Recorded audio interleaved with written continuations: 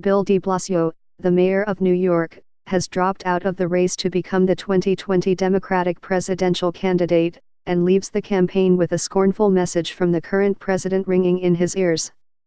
Mr. de Blasio made his announcement in a television interview, saying, "I feel like I've contributed all I can to this primary election and it's clearly not my time.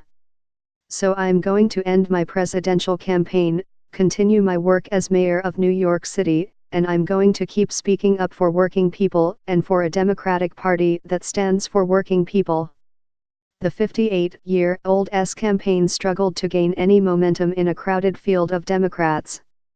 He failed to rate higher than 1% in national polls, fell short of qualifying for the third debate and was ridiculed in the press, with one Washington Post headline claiming his campaign had burned down, fallen over and sunk into a swamp.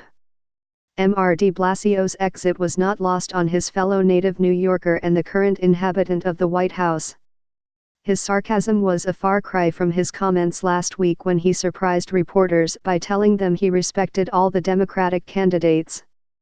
He said, "I respect everyone. Let me tell you, it takes a lot of courage to run for office. I respect all of them. See that? I'm getting much better as a politician." You never thought you'd hear that answer. Mr. Trump and Mr. de Blasio had clashed before, the mayor said of the president, "He's a con artist. I know his tricks. I know his playbook." During his campaign, Mr. de Blasio was dogged by controversy over police involvement in the death of Eric Garner, who died after being held in a chokehold by a police officer.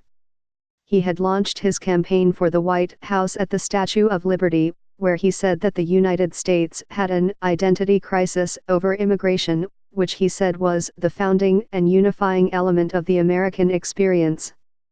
The latest Real Clear Politics polling has Joe Biden ahead in the Democratic race on 29 points, followed by Bernie Sanders on 18 and Elizabeth Warren on 16.